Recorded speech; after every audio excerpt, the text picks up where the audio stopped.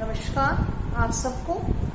मैं doctor Kumud Jain, assistant professor, government law college Bikaner से इस वीडियो को कंटिन्यू करते हुए Hindu adoptions and maintenance act 1956 जो कि पूर्व में धारा 12 तक पढ़ चुके हैं। धारा 12 यानी कि इफेक्ट ऑफ अडॉप्शन कि एक दत्तक के कारण क्या उसके परिणाम होंगे। आज जो कंटिन्यू कर रहे हैं Hindu adoptions and maintenance act 1956 में वह है धारा 13। यदि धारा 13 देखा जाए तो वह क्या है? Right of adoptive parents to dispose of their properties, यानी कि दत्तक पिता और माता के जो अधिकार हैं अपनी संपत्ति के वयन करने का। अब संपत्ति का जो वयन है कौन का, किसका? अडॉप्टिव फादर मदर का, माता पिता, पिता माता का। वह उस अधिकार को नहीं छीना जा सकता है यदि अडॉप्शन होता भी है तो। अब वयन दो प्रकार से हो सकता है, चाहे उन व्यक्तियों के द्वारा, माता पिता के द्वारा चाहे विल की जाए और चाहे इंटरवाइवस यानी कि जीवित रहते हुए अंतरंग। कोई भी जो दत्तक है या दत्तक पुत्र या पुत्री है वह अपने दत्तक पिता माता को इस वयन करने के अधिकार को कभी भी मना नहीं कर सकता है, यानी कि दत्तक के कारण यह छीन नहीं सकता है संपत्तियों का वयन। इस प्रकार से यह धारा 13 कम। अब धारा 14।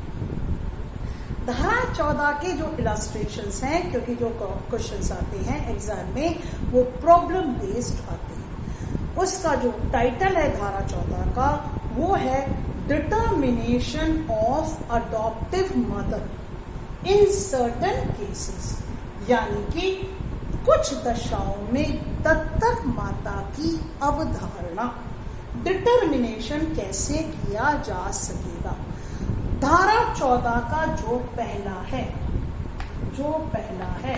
वो क्या है कि यदि एक हिंदू है, हस्बैंड मेल मान लो है मेल, और उसकी वाइफ है, ठीक, और यह हिंदू एक पुत्र या पुत्री को गोद लेता है, तो यह इस पुत्र और पुत्र या पुत्री की दत्तक माता कहलाएगी, अडॉप्टिव मदर।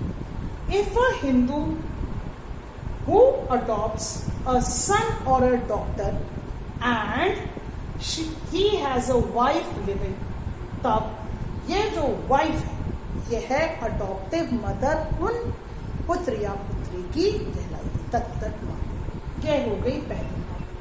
अब दूसरी बात,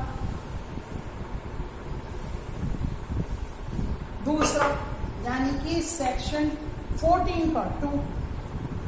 अब अडॉप्शन जो किया गया है ये धारा 6(1) में और धारा 7 का जो स्पष्टीकरण दे रखा है कि वो जो हिंदू है और उसके W1 और W2 दोनों ही जीवित हैं, हिंदू मेल, तो ये दोनों की कंसेंट से ही दत्तक लिया जा सके।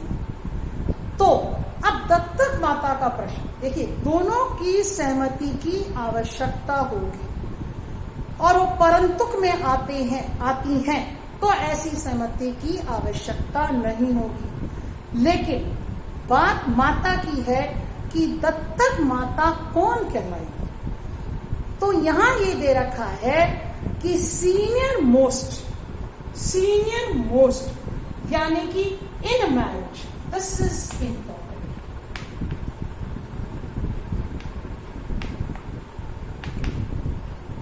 Senior most in marriage, Hindi में ये क्या हुआ, जो कि पूर्व विवाहिता है। तो ये अपने आप एक एग्जाम्पल यदि कहीं इलस्ट्रेशन में आ जाए, ये 18 वर्ष की है, ये 21 वर्ष की है, लेकिन जो विवाह है वह पहले किससे हुआ? W1 से, और बाद में किससे हुआ? W2 से हुआ। ये वो बात छोड़ दें प्लीज आप कि कब हुआ और कैसे हुआ। अपन तो एक एग्जाम्पल से कर रहे हैं कि दो पत्नियां जीवित हैं, तो W1 भी है और W2 भी है, दोनों की सहमति की आवश्यकता है।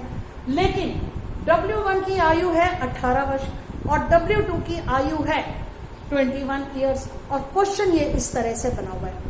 तो अधिनियम में क्या दे रखा है? सीनियर मोस्ट इन मैरिज, यानी कि जिसका विवाह पूर्व में हुआ हो, चाहे आयु W1 की कम है, लेकिन सीनियर मोस्ट कौन कहलाएगी?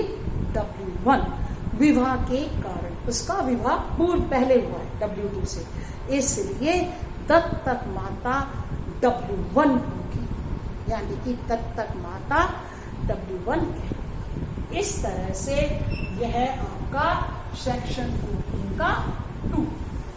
अब सेक्शन 14 का 3, सेक्शन 14 का 3 क्या है? एक विडोवर, विदुर या कोई बैचलर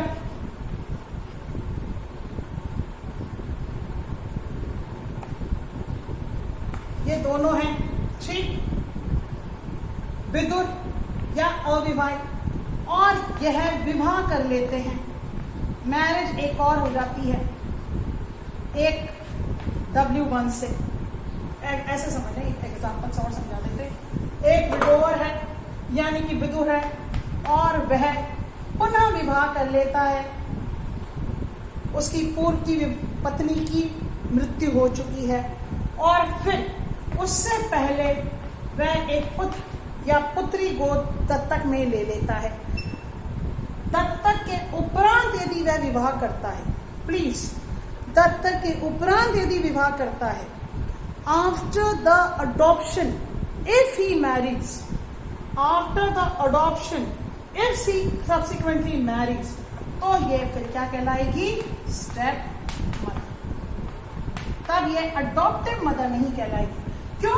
क्योंकि ये दत्तक के समय नहीं थी। She was not married at the time of the adoption. Fine. इसी तरह से बैचलर की कहानी,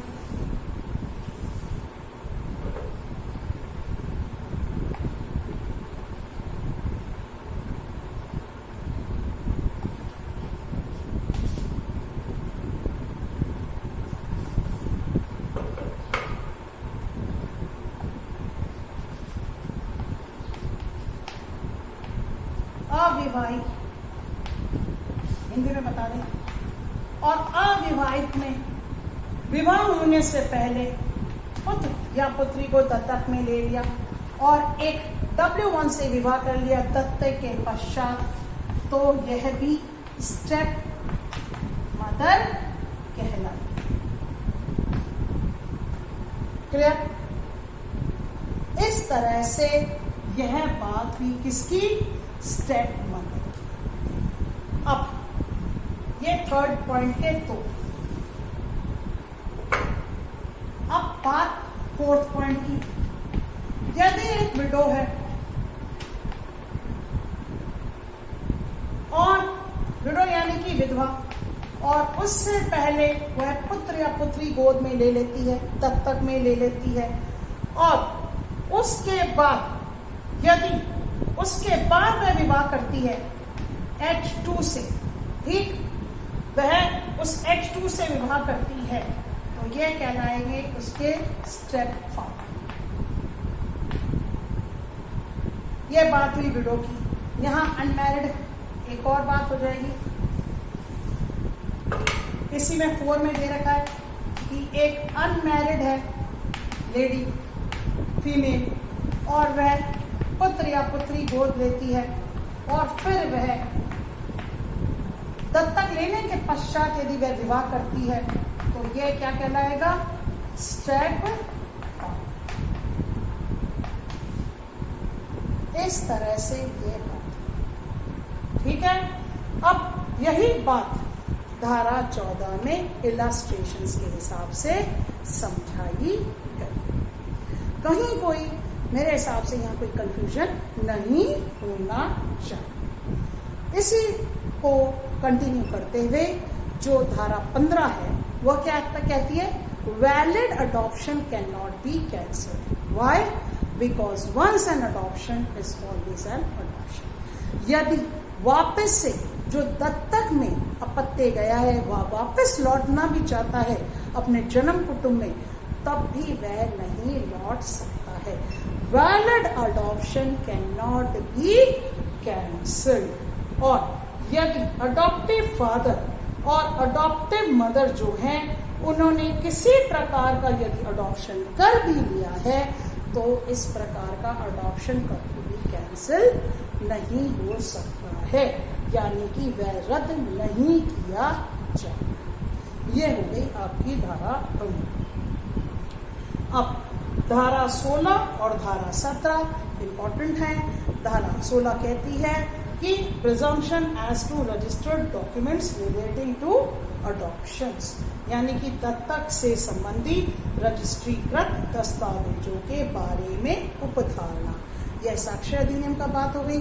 और लास्ट है आपकी धारा 17, प्रोहिबिशन ऑफ सर्टेन पेमेंट्स, यानी कि किसी प्रकार के कोई भी इनाम या संदाय नहीं लिया जाएगा, उन पर पाबंदी होगी व प्रतिषेध किए जाएंगे।